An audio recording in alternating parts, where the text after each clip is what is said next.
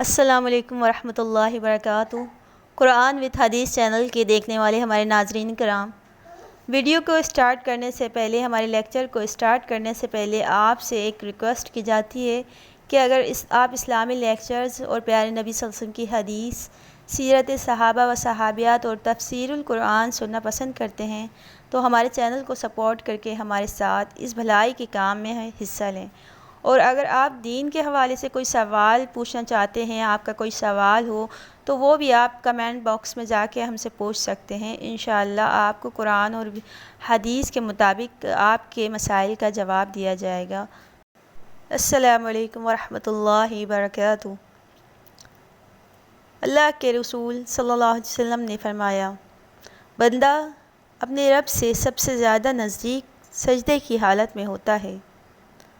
ویسے تو اللہ تعالیٰ بندے سے ہر حال میں نزدیک ہے، اللہ تو بندے سے شعرک سے بھی زیادہ قریب ہے، لیکن سجدے کی حالت میں بندے کو اللہ تعالیٰ کا جو قرب حاصل ہوتا ہے، اللہ کی جو رضامندی حاصل ہوتی ہے، اس کی بات ہی الگ ہے۔ جب بندہ اپنے رب کے آگے سجدہ ریز ہوتا ہے نا، تو خدائے قدوس کی خوشی اور اس کی رضامندی کا دریا موجیں مارنے لگتا ہے۔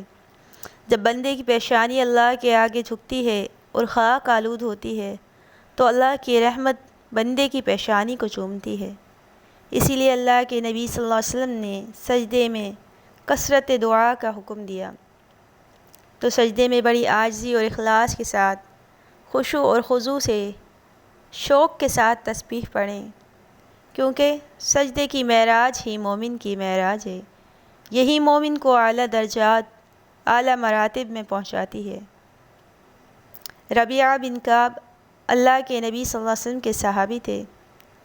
وہ اللہ کے نبی صلی اللہ علیہ وسلم کی خدمت میں راتیں گزارتے، آپ کے دروازے پر پہرہ دیتے اور آپ کو وضو کا پانی لا کر دیتے تھے۔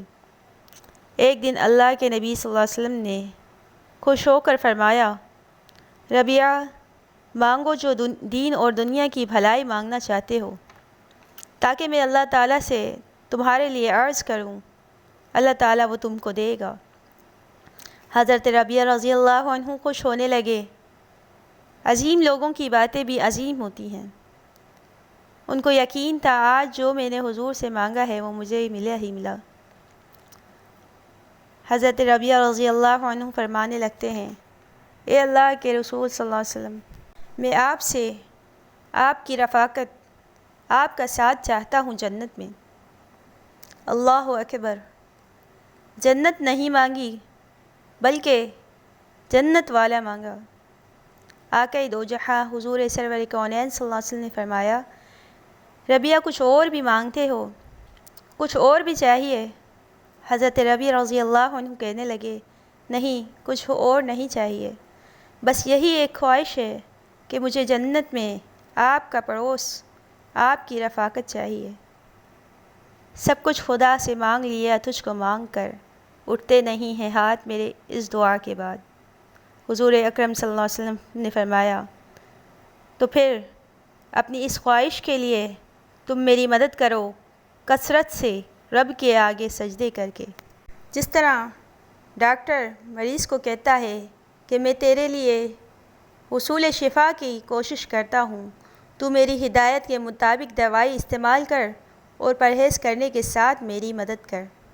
تو اگر ہم بھی چاہتے ہیں کہ ہمیں اللہ کے نبی صلی اللہ علیہ وسلم کا آخرت میں ساتھ نصیب ہو، آپ کا پڑوس نصیب ہو، تو پانچوں وقت کی نمازیں، پانچوں وقت کی کثرت سے سجدے ادا کریں۔ اللہ تعالیٰ ہم سب کو اللہ کے رسول صلی اللہ علیہ وسلم کی رفاقت، ہمارے پیارے نبی صلی اللہ علیہ وسلم کا ساتھ نصیب فرمائے جنت میں۔ آمین یا رب العالمین۔ السلام علیکم ورحمۃ اللہ وبرکاتہ۔